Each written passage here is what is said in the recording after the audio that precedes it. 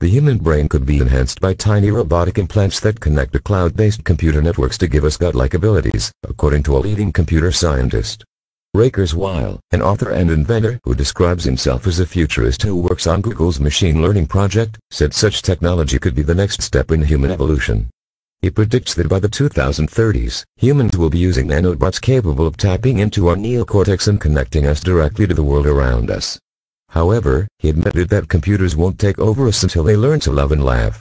The futurist repeated comments he has made previously during a discussion in New York with astrophysicist Neil deGrasse Tyson, reported by CNN Money. When I talk about computers reaching human levels of intelligence, I'm not talking about logical intelligence, Kurzweil said. It is being funny and expressing a loving sentiment that is the cutting edge of human intelligence. The implants would allow people to send emails and photos directly to each other's brains while also backing up our thoughts and memories. Kurzweil said they could also expand our capacity for emotions and creativity, and this ability to expand our brains with the information held in the cloud will combine with the power of artificial intelligence to make humans more godlike. There is beauty, love and creativity and intelligence in the world, and it all comes from the neocortex, he explained. We are going to be able to expand the neocortex, and so we are going to become more godlike. We are going to add additional levels of abstraction and create more profound means of expression, so we are going to be more musical, we are going to be funnier, we are going to be sexier and be better at expression, more loving sentiments. He added that it may be possible in the future to use the extra brain power provided by the cloud to multiply human intelligence. By the 2030s, if he met Google co-founder Larry Page, for example, in the street, the technology could provide some assistance. He said, "So I'm walking along, and I see Larry Page coming, and I think, I better think of something clever to say. But my 300 million modules in my neocortex isn't going to cut it. I need 1 billion in 2 seconds.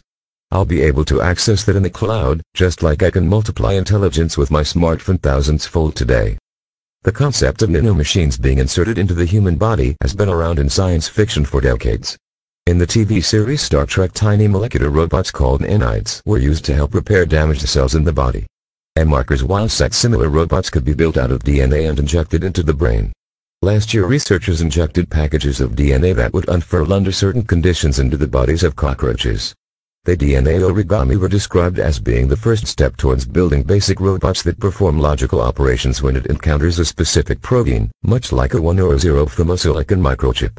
The more DNA robots injected into an animal, the greater the complexity can be achieved, and the researchers from the Bar-Ilan University are now working to scale up the computing power so that it rivals old 8-bit computers from the 1980s like a Commodore 64 or an Atari 800.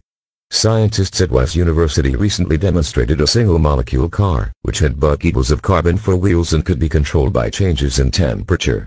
However, some scientists have warned the effectiveness of such devices will be limited. Most nanomachines are likely to find more use as ways of delivering drugs to specific cells in the body. Professor James Friend, a mechanical engineer at the University of California, San Diego, told Opus that getting approval to inject these into humans may be difficult. He said would be a great deal of concern about injecting swimming mysterious things in your head and leaving them there. Other leading scientists and technology experts have expressed fears at the growing use of artificial intelligence and called for tighter controls to be placed on its development. But Kurzweil said nanobots could also help people create realistic avatars with the aid of artificial intelligence. He said, "In the 2030s, we will be able to send nanobots into living people's brains and extract memories of people who had passed away. Then you can really make them very realistic.